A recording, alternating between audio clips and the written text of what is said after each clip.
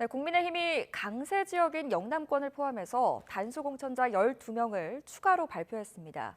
오늘 대구와 부산 지역 공천 면접도 이어지고 있는데 전통적인 강세 지역에서 현역 물갈이 폭이 얼마나 될지 관심이 쏠립니다. 취재기자 연결합니다. 김경수 기자. 네, 국회입니다. 네, 오늘 오전에 발표됐던 공천 심사 결과 다시 한번 전해주시죠. 네, 국민의힘 공천관리위원회가 어제 면접을 진행한 영남권과 세종, 대전 지역 공천 신청자 가운데 12명을 단수 공천하기로 했습니다. 경북에서는 영천 청도군 이만희, 고령 성주 칠곡군 정희용 의원이 공천을 받았고, 경남은 창원 마산 하포 최형두, 창원 마산 회원 윤한홍, 진주갑 박대출, 진주을 강민국, 통영 고성 정점식, 거제 서일준, 양산갑 윤영석 의원이 단수 공천자 명단에 포함됐습니다. 산청 함양 거창 합천에는 신성범 전 의원이 공천돼 오늘 발표된 12명 가운데 유일하게 현역 의원이 아니었습니다. 대전에서는 동구의 비례대표 윤창현 의원이 공천됐고, 민주당에서 국민의힘으로 당적을 옮긴 이상민 의원도 대전 유성을에 공천됐습니다. 정영환 공관위원장은 오늘 단수 공천된 의원들은 지역 관리를 잘해 지표가 명확한 분들이라면서 현역 의원이라고 무조건 물갈이하는 건 아니라고 설명했습니다. 앞서 당의 요청으로 낙동강 인접 지역구, 이른바 낙동강 벨트로 지역구를 옮긴 김태호, 조혜진 의원은 일단 오늘 발표 명단에서는 빠졌습니다. 국민의힘은 오늘 대구와 부산, 울산, 강원 지역 공천 신청자 면접을 이어갑니다. 이 지역 공천 결과는 내일 발표될 예정인데 나머지 경선 지역들도 함께 공개될 것으로 보입니다.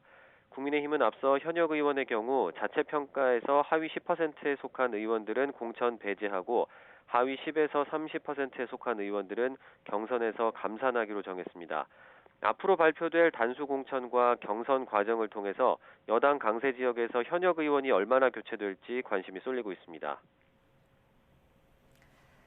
네, 민주당 역시 다음 주 초에 추가적인 공천 결과 발표가 예상이 되는데 현역 의원 평가 하위 20% 대상자 통보도 임박했다고요? 네, 민주당은 이르면 이번 주말부터 현역 평가에서 하위 20%에 해당하는 의원들에게 결과를 개별 통보할 것으로 보입니다. 하위 20%에 포함된 의원은 경선 때 최대 30%까지 감산될 수 있어서 사실상 컷오프, 즉 공천 배제로 여겨지는데요. 이 명단에 누가 포함되느냐에 따라 당내 계파 갈등이 불붙을 수 있고 대상자들이 제3지대 정당으로 이탈할 가능성도 큽니다. 당내 긴장감이 높아지고 있는데 민주당 공천관리위원회는 다음 주 초에는 4차 공천 심사 결과도 발표할 것으로 보입니다. 한편 제3지대 세력이 모인 개혁신당은 통합 초기부터 내부 잡음이 불거지는 모습입니다.